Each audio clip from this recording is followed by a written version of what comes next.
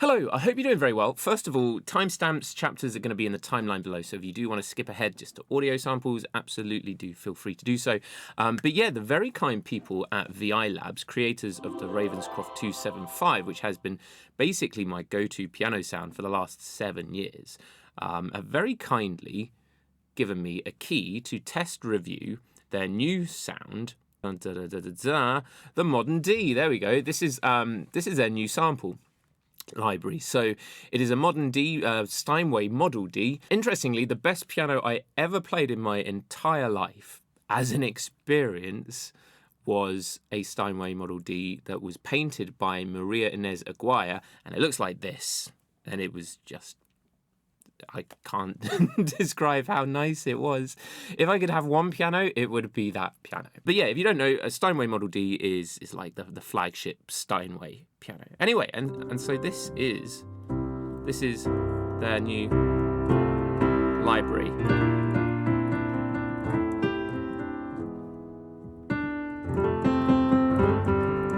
Now I'm just gonna so it sounds lovely, and we'll talk about that in a minute, but I'm just going to set my piano up. I'm using a Roland RD800 as the MIDI controller, and it has a lot of velocity adjustability, so I've just set it. I like a really...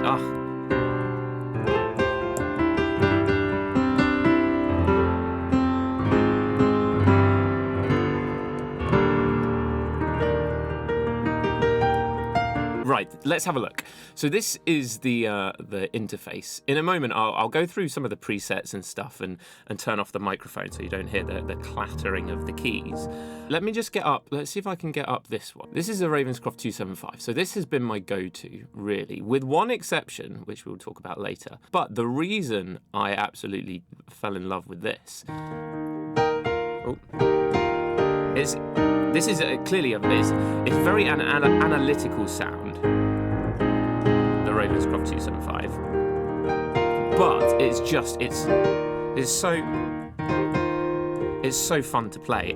So two things that I think make a piano sound really, really nice. The first thing is obviously that it sounds nice, right? That's very important. But I think equally, and perhaps more important if you're using a MIDI controller, is that it feels nice to play, and you know, you can go from all those really soft dynamics to like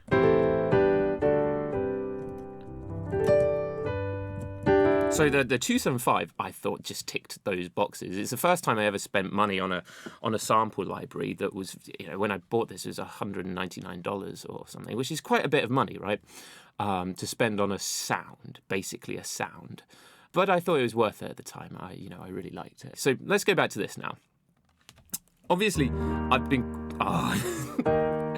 quite liked VI Labs because they make really playable sample libraries, sounds, and this is exactly the same. How does it compare to the Ravenscroft? It is a bit less analytical than the Ravenscroft. I think the Steinway has a bit more character, and that was the one thing that I felt was a bit lacking in the Ravenscroft, was that there was just just a bit of, it was too clean. Great for like jazz and stuff, but if you had, I don't know. Oh, this is very nice.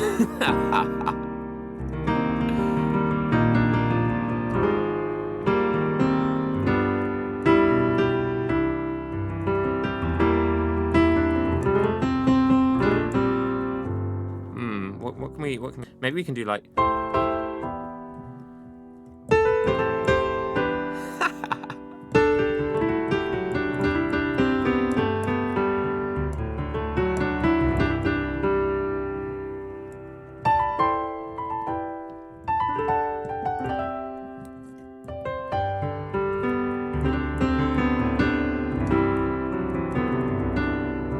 You can get those really quiet dynamics, which some sample libraries you can't really do. I don't know if, yeah. So it does have it that if you press really, really, like, I don't know, you're putting in a MIDI value of 1 or 2 or something, you don't get any sound. And I really like that, because sometimes if you have a sample library and you you press a very light velocity. The lightest recording that they have, because sample libraries are just like banks of sounds, real recordings of a real piano, the lightest velocity that they've sampled is heavier than how light you're pressing, and that really it's a first world problem, of course, but that bothers me a little bit.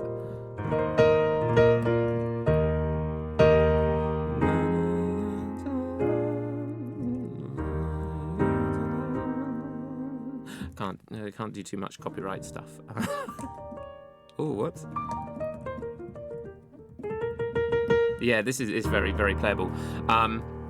So yeah, really playable, and I think the sound is just very nice. It feels like or sounds like a Steinway. This is a New York Steinway. So Steinway makes pianos in 2 different locations, in Hamburg, in Germany, and in New York. And this is a brand new New York Steinway. Interestingly, I think a lot of sample libraries go and try and find a particular piano that has a particular, like, I don't know, character, or a piano that's been used on lots of records, and sample that. This is, from what I understand, a very brand new, like straight out of the New York factory.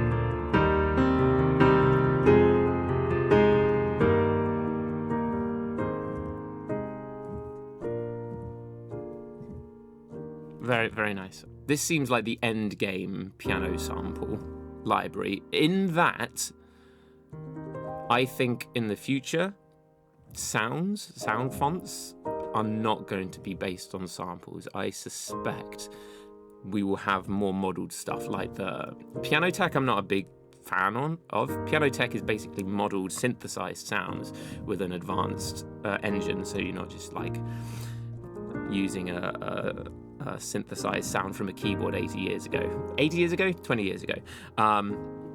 But Roland have a really, really lovely new modeled sound. And I think the future of piano sounds, or instrument sounds in general, is probably going to be modeled as opposed to sampled. Oh, this is very nice. Let's change key.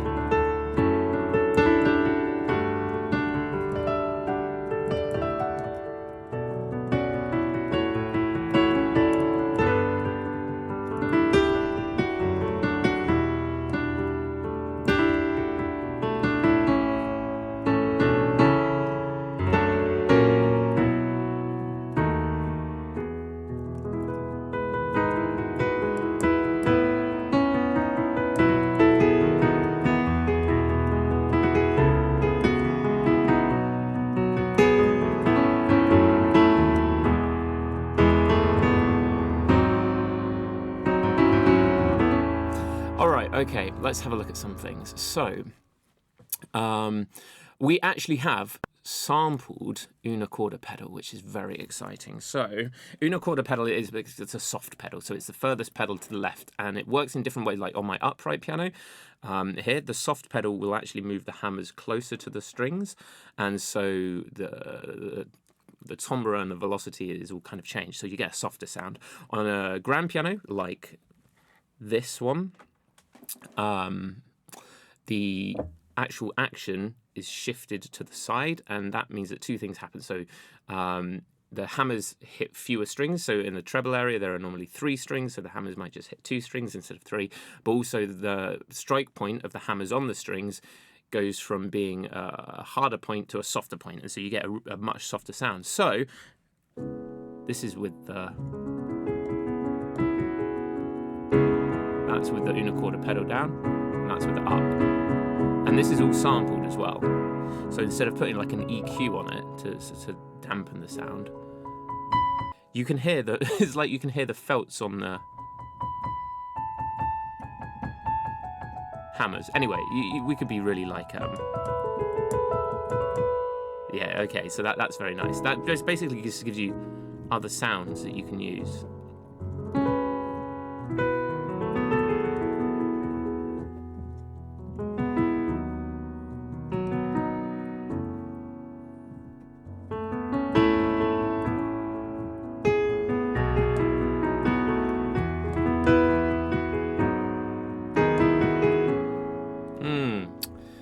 Liking this very much.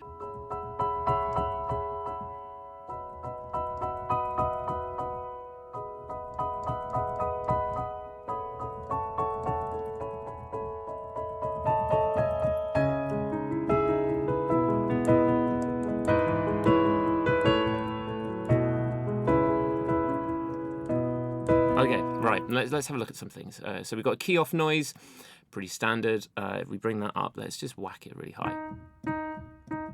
You get some mechanical noise for the when the hammer's released, or maybe when the notes come back, the keys come back up. Yeah, cool. Pedal noise. Oh, look at that. That is pedal noise. That's, yeah, it gives you, these things are available in most modern libraries. Well, pedal resonance, what the goodness is that? I have no idea. Hello, Future Henry here. I kind of glossed over the pedal resonance, and I probably shouldn't have done that because it's actually very cool. So pedal resonance is what you get when the pedal is down, all the strings are just there floating, and then when you play one string, all the other strings, even though you haven't played them, will vibrate in a certain way, and you'll get resonances. And I thought that's what the sympathetic resonance was, but pedal resonance is what you get when the pedal is down, as opposed to just the resonances you get when individual notes are down. I've explained that poorly, but I think it's actually really, really cool. Anyway, sorry I haven't gone into very much detail about that here, but it's probably why the sample library sounds quite good. What I do love is they have a repedal and half pedal. Half pedal is less exciting, but repedal, half pedal is important if you're into that kind of thing. I'm not particularly, but repedaling basically means if you lift off the pedal and put it back down, you can catch the end of the note. For example, like, right, that's with no repedaling, but if I do, and then I put the pedal down slightly after, then you get that, you can catch basically things that you've missed with the pedal, kind of. That's a bad way of explaining it, but basically it means that you have more like realistic pedal action. For example, one of the, so you can, if I move this, actually, one of the other sample libraries that I really do like is IK Multimedia's Sample Tank C7. Now that's a Yamaha sound, and I just think it's lovely. Let me see if I can just get the interface up of that. Oh my god, for some reason. Okay, well this is the Sample Tank C7, and it should appear there, but for some reason it's not. But you have no repedaling on this, and although I like the sound, it's a very, I like the sound of a Yamaha. That's very nice, right? But I have played it, and on occasion, I've put the pedal down and it's not caught what I wanted it to catch, and then the sound disappears, and you're like, and it doesn't sound natural. It's a bit tedious. So that's the problem I've had with that, and with several other libraries as well that don't, and which is a shame because I think it's a really great feature, and I don't know if it. Anyway, so that's nice to have. Half pedal. I'll show you what that. So basically,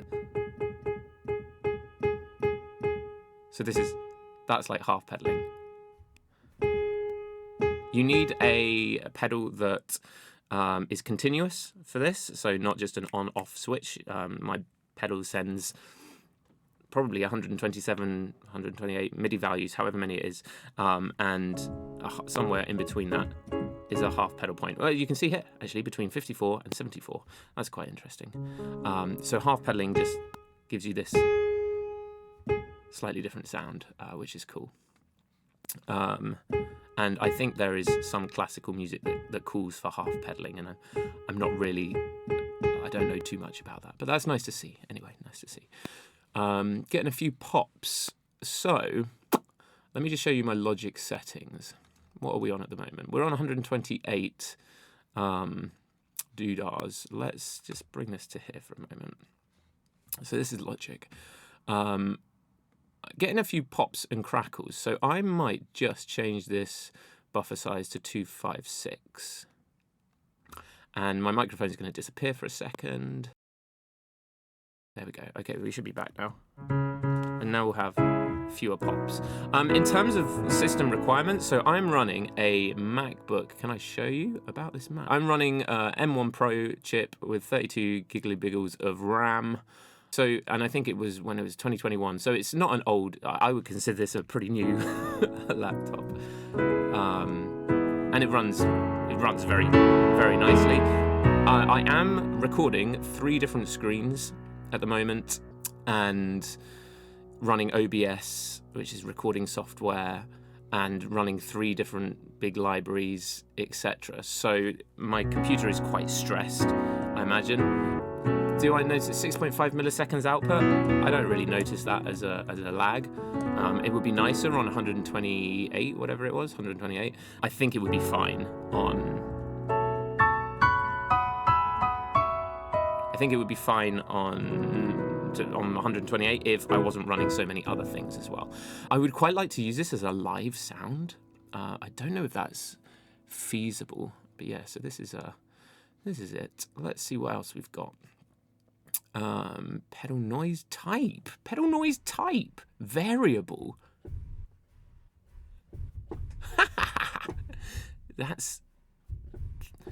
That's cool. It's mildly excessive. So basically the pedal noise is, actually that's quite a nice thing to have. The pedal noise is dependent on the velocity I put the pedal down. So if I put it down like that, very softly, we get a little bit of pedal noise. And then if I, also the pedal off is dependent on how, like that's pretty cool. Okay, so that just gives you, I guess, a bit more realism. Let's do a different key. What should we do?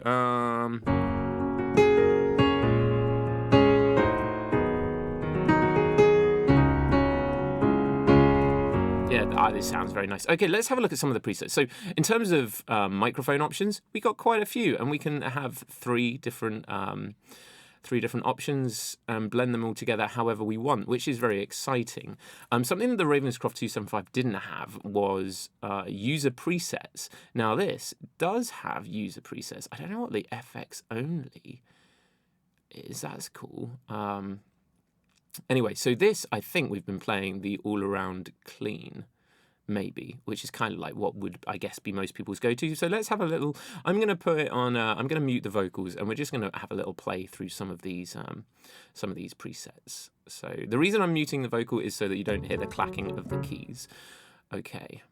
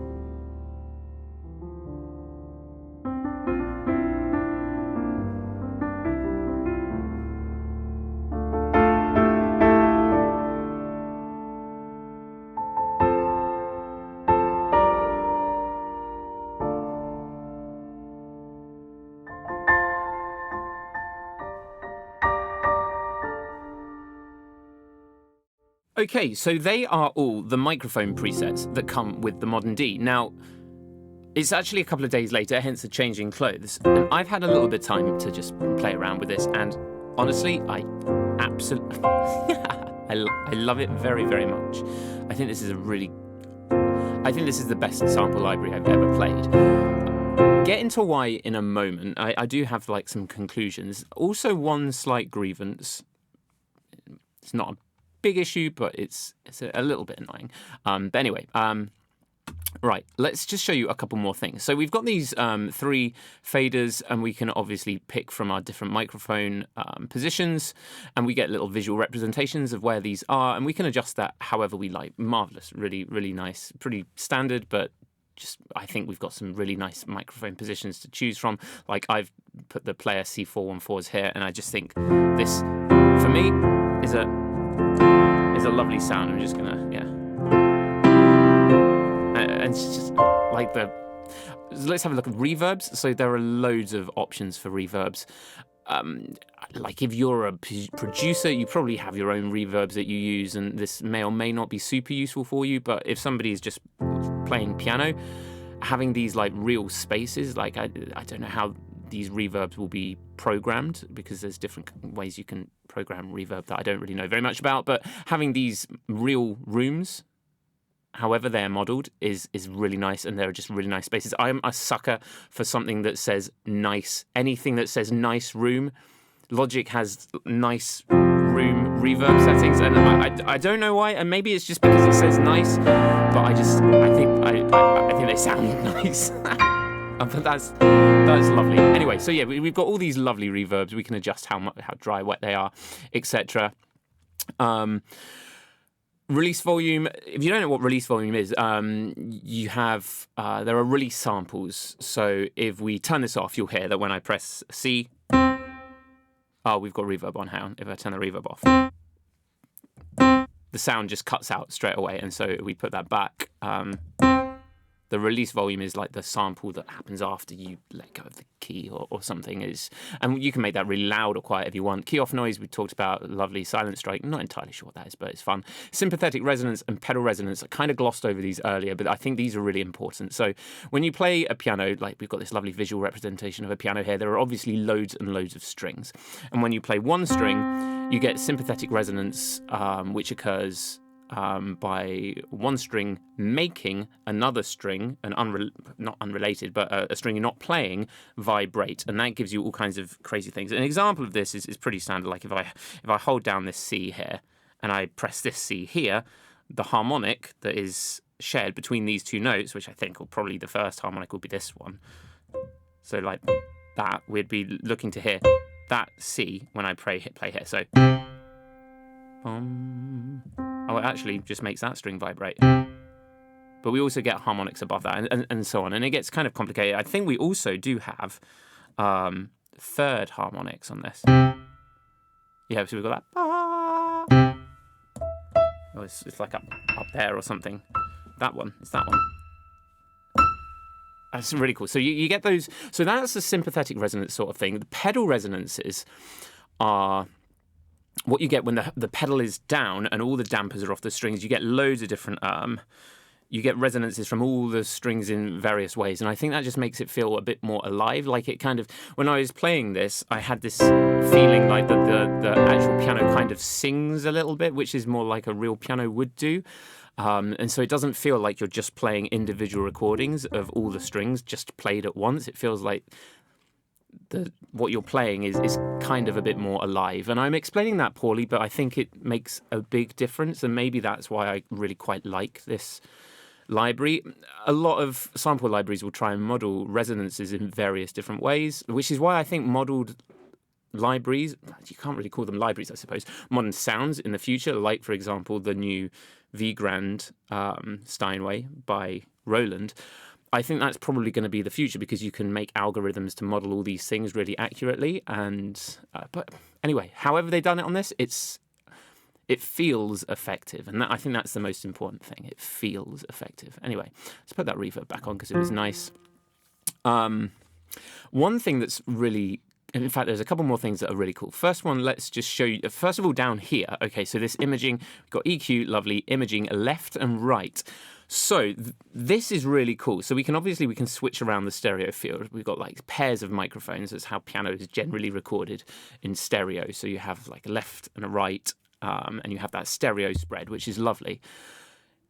What we have here, we can switch that around so it's not left or right, or it's right or left. So you get the player perspective or the audience perspective, kind of sort of thing.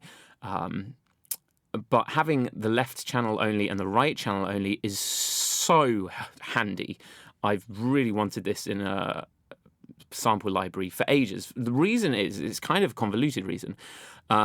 If you play a piano live at a venue, you might only come through a single speaker. Now, if you've got a stereo signal, which most pianos have, all their sounds are generally in stereo. Most modern keyboards will have sampled sounds as well, so real recordings of real pianos in stereo. And if that's played back through a single speaker, you get mono summing. And depending on the quality of, or how well that stereo signal sums into mono, it can sound fine, but it can also sound absolutely trash and really phasey and horrible. And the way around that I've found, because my speaker for when I play live it's just a mono speaker. There is no stereo capability on it. I just have this one speaker, and I just take the right output from the keyboard, and that gives just the right recording through the speaker, and you get no phase interference from that mono summing, which I think is what happens, because when I put both the left and the right through that single speaker, even on, I've tried this with an expensive Nord and an expensive Roland, the sounds sound not very nice.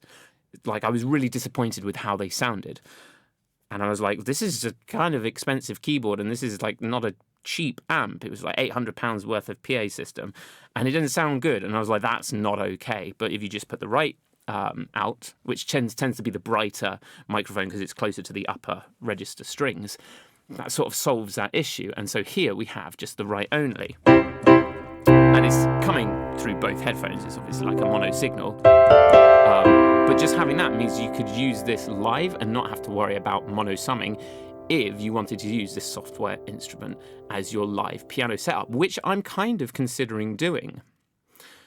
And I think that's really exciting. I don't really have a use for this left only, but somebody might, and that's exciting. I think that's great. That's really cool.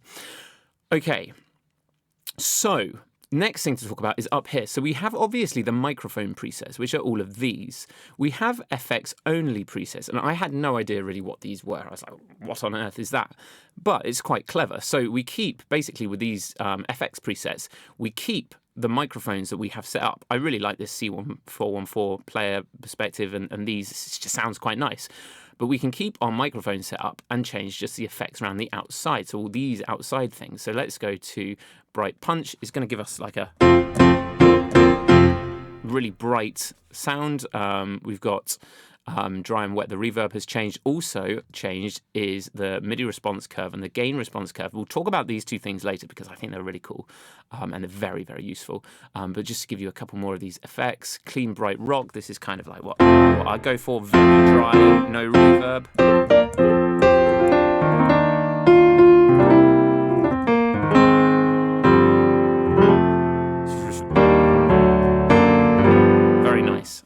A nice sound, very, very sort of like, just that would work very well live. Feltish Una Corda, this is very cool.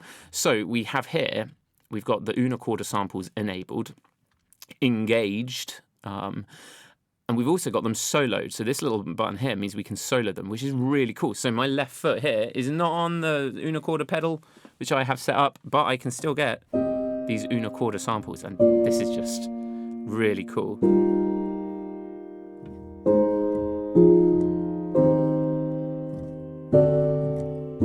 It's a very nice sound. This is also a good time to delve into these. So you have your standard velocity curve here, and we have loads of editable parameters on this, so we can limit how loud our output is going to be. So basically here we have 127 velocity signals that we can give on our MIDI keyboard, and we're actually now restricting that down to, let's say, I don't know, 27.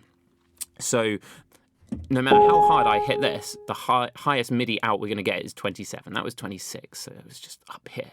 But that's really cool because it means that we're limiting ourselves now to only the velocity layers that are programmed with the Modern D to be played at MIDI velocities of lower than 26. And we get that for the whole range. So we get this, we're limited just now to really, really low velocity samples, which is really cool. The other thing that is possibly, well, not even more cool, but just very cool in general, is this gain responsing. So this was introduced with the modern upright. You don't get this with the Ravenscroft 275, and I think this is really, really cool. So basically, you can kind of think of this as compression, in that our lowest velocities here, down here, are going to get loud very quickly. In fact, let's just draw a straight line, because we can draw on these, which is fun. So this is a good example, because if this is flat, basically it means that whatever velocity we put in and whatever sample it plays is going to be played at the same gain, which means even the quietest that we can play, so like we've got MIDI out of 3, 5, right? But it's still loud. We still have that same gain as if we played. So the gain for all of these samples is the same. We can accentuate that, but let's unlimit ourselves. So now we have access to those really high velocity samples. Still the same gain response as the lower ones. In fact, we could, if we're feeling like a bit weird, we could. So now the softer we play, the louder it goes, and the harder we play, the quieter it goes. This is really cool. There are very many use cases for this. A good example of when this is kind of used is in Phineas has a song called Break My Heart Again. And I'm not sure whether or not the velocity layers are limited, but the gain is such that the lowest velocities, because it's really all gently done, the lowest velocities are really loud. They're more like up here. So what key are we even in? I'm not sure, but it's like that's a chord progression. It's like, oh, how are you? Something. I'm busy now. Why else would you know me? But it's these really soft velocity samples, but the gain is quite high. We have that really compressed sound, and that means you can just do this. And there's so many options for mixing it up, which is really exciting. Other effects, dark warmth, dark shadow. That's lovely, isn't it? Oh. That's Adele, isn't it? From my hometown, it's unfortunately Reading. If you've never been to Reading, don't. It's a silly place. It's just a bit sad. Oh, it's fine. Reading's fine. Anyway, yeah, this is just that's a lovely.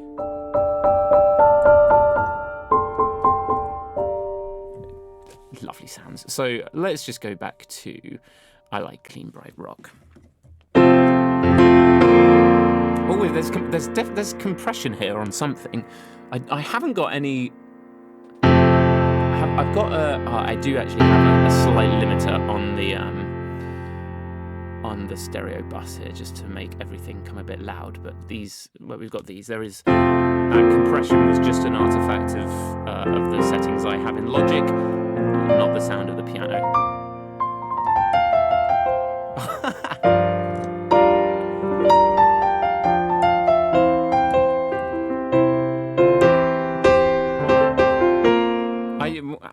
It's just really, really nice. What is hard to get over is how nice it feels to play, and that is what sold me on the Ravenscroft. It sounds lovely, but it's just really, really nice to play. It's so playable, and this is as playable, if not more playable. They probably have more velocity layers, I really don't know. But the sound, the character for me is, I prefer this to the Ravenscroft in terms of... Oh. It does give me that feeling of playing the Model D, the Steinway Model D that I had the first time I played it. And I was like the real one, and I was like, this is very special. And it does give me that feeling, and which is quite nice. So yeah, this is, of all the sample libraries I've ever played, this is lovely. It is very, very versatile. In terms of grand pianos, I don't think this feels like very end game sample library to me. I think I said that earlier. It's like, I think sample libraries in future will probably be model based, and they won't be sample libraries because they won't be sampled, and they won't be libraries. They'll be kind of like modeled sounds, but or maybe there'll be a mixture of both. But this solves so many of the issues. One of the issues you get with some sample libraries is you get, because all of these sounds are all recorded with microphones, and we can play so many of them, and every one of those recordings will have a noise floor, because like if I turn up my microphone, you can hear, right, background noise, and that background noise is going to be like, I don't know, the AC unit in the room that they recorded. I very much doubt that they had one, obviously, but it could be stuff like that. But it also is just the noise of the microphone working and the preamps and stuff. And so even on really expensive sample libraries like the VSL piano libraries, which have hundreds of pounds, like £500 or something like that, if you listen to their recordings, they still have this buildup of background noise. So you just get this like getting louder, this of noise, white noise, getting louder and louder and louder as the sustain pedal is played, and more samples are being added, and more of that noise is just being added again and again and again and again.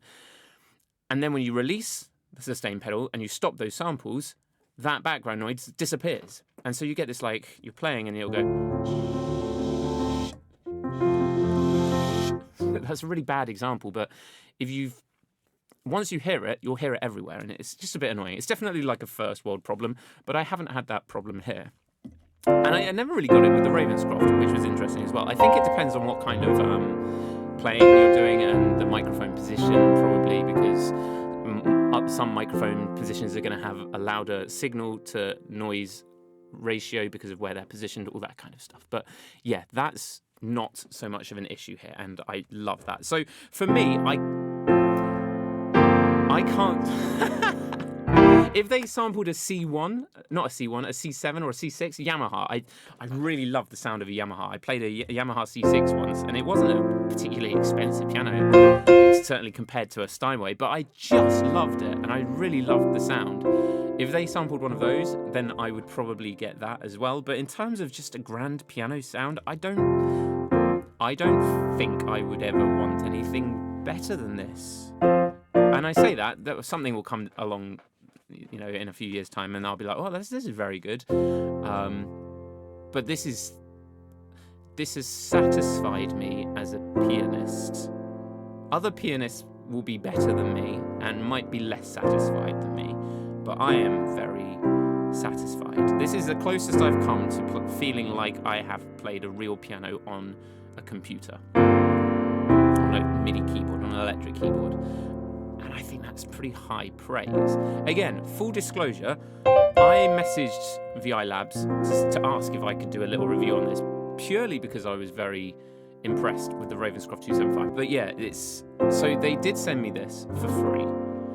They did not tell me to say anything. They just said, oh, we'd love to hear your thoughts. I have been in touch with VI Labs before, because they messaged me to ask if I wanted to, or if I could help make some presets for the Modern U, the upright. And I don't think I was very much help to them then, but I was very impressed that they reached out to me. It's, you know, why me? There are other much more qualified pianists, so I was very grateful that they gave me a chance to do this. So that's why I messaged them. I am giving you my honest opinion, which leads me on to one gripe.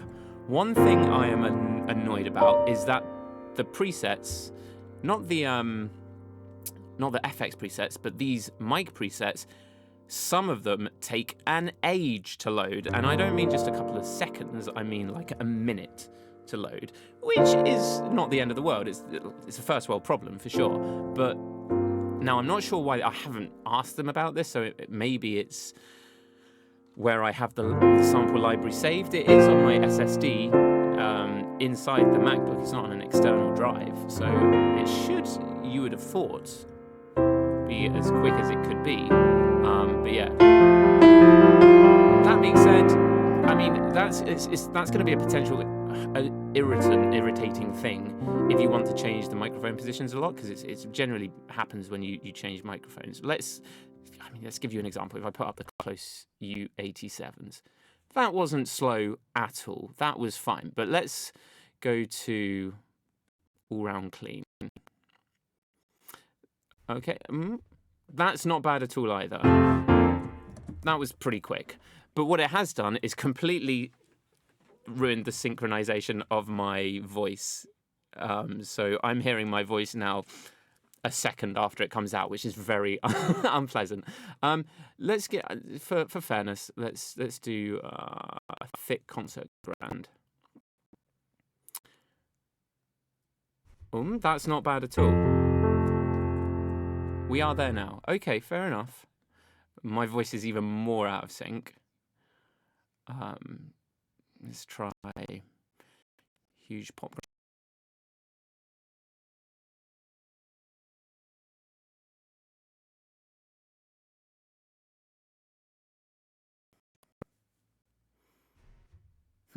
Oh, that. Are we there? Oh, hang on. The vocals, the mic's gone all weird. Hang on. This might be a Logic setting as well, to be fair. Let's just... and I am running at 128. I did try it at 64. It was fine, actually. I definitely don't notice 3.6 milliseconds of output.